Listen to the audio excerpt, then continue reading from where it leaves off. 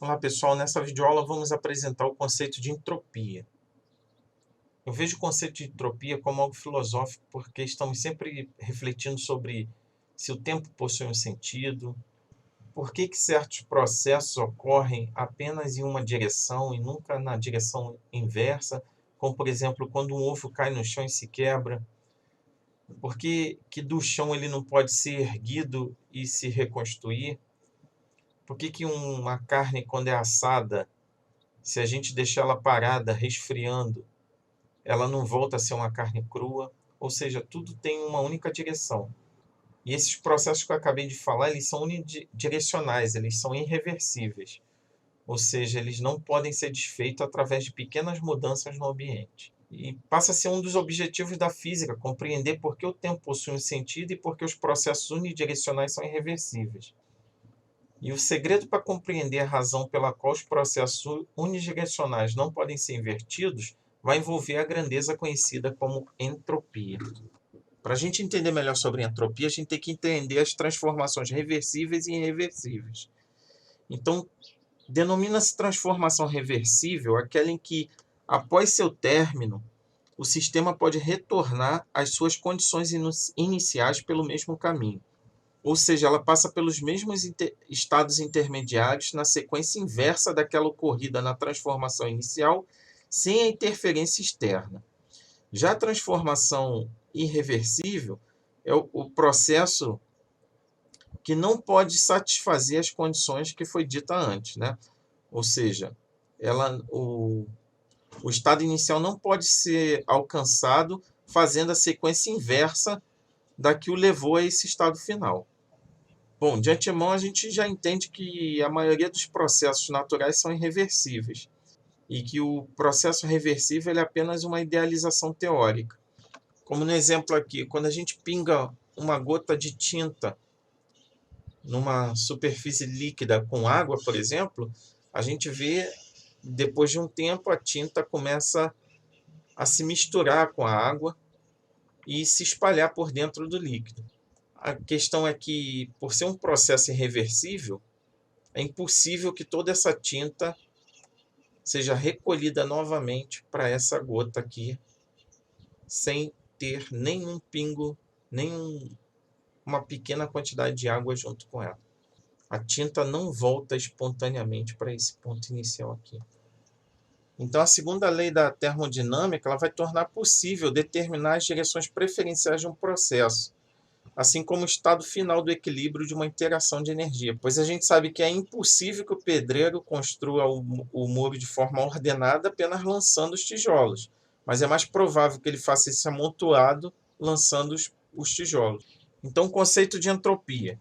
A gente sabe que a temperatura e a energia interna são duas variáveis de estado utilizadas na criação do estado termodinâmico de um sistema.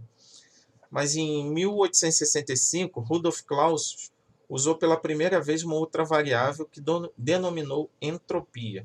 Clausius observou que se as leis da natureza puderem atuar sem interferência em um sistema, o mais provável é que os integrantes desse sistema tendam a disposição desordenada. Como a entropia é uma medida da desordem e os sistemas físicos tendem para estados cada vez mais desordenados, podemos inferir que, em processos naturais, aqueles que são sujeitos apenas às leis da natureza, a entropia do universo vem aumentando ao longo do tempo. Essa poderia ser uma outra maneira de enunciarmos a segunda lei da termodinâmica. Então, se a gente tem um gás ideal em expansão isotérmica, não mudando a sua energia interna, mas aumentando a sua desordem, uma vez que as suas moléculas se espalham em um volume maior, a gente tem que dQ igual a dW e dW é PdV. Substituindo P por RNT sobre V, que é a equação dos gases, dV, a gente pode separar a variável NdV sobre V e igualar com dQRT. E aí a gente tem que o aumento da desordem vai estar ligado ao aumento relativo do volume e ao número de moléculas presentes. A gente vai definir esse aumento de entropia como a medida do aumento da desordem em um processo reversível, ou seja, então, segundo Clausius, quando a gente estuda a entropia como grandeza física na forma potencial, o importante não é sabermos seu valor absoluto, mas sim a variação dessa grandeza durante uma transformação. Assim, ele definiu que a variação da entropia, ΔS, de um sistema quando se agrega uma quantidade de calor mediante um processo reversível, ou seja, a temperatura constante, vai ser dado por ΔS integral de dq sobre T. T porque a temperatura está constante, a temperatura absoluta está constante. A entropia num processo isobárico isocórico vai ser dado pela integral de dq sobre T, onde dq é massa, calor específico, vezes variação de temperatura. Então, quando integramos a temperatura 1 sobre T dt, a gente tem um logaritmo niperiano dessa temperatura. Num processo isotérmico, a entropia, a variação de entropia, ela é dada por Q sobre T. Num processo adiabático, onde não há troca de calor, a gente tem ΔS igual a zero. E no ciclo de Carnot, a gente tem que a soma do calor recebido com o calor cedido é igual a zero. Então, num processo cíclico reversível, onde a gente tem aqui as nossas isotermas, e a gente está calculando nessa região aqui, sendo um processo reversível, a variação da entropia vai ser a integral do calor sobre a temperatura, aonde essa integral vai ser a variação do estado 1 até a variação do estado 2, sendo igual a zero. Para qualquer ciclo reversível, a variação da entropia é igual a zero.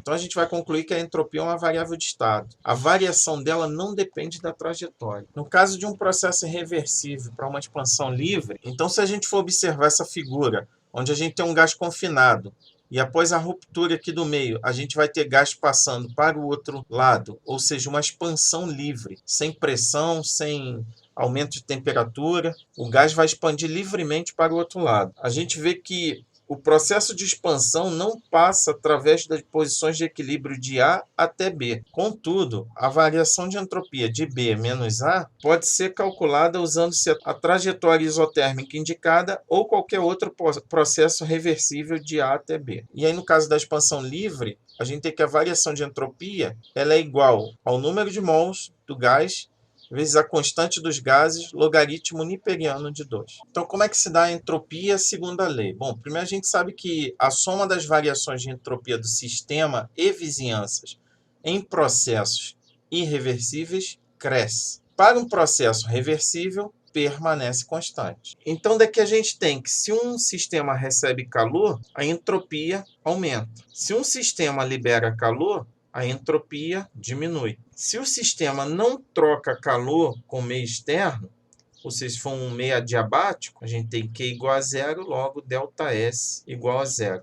A entropia do sistema não varia. Se existisse uma máquina térmica perfeita, a entropia do reservatório diminuiria de ΔS igual a menos Q sobre T, violando também o enunciado, uma vez que ΔS só pode ser maior ou igual a zero. Pessoal, por enquanto é só, até a próxima videoaula.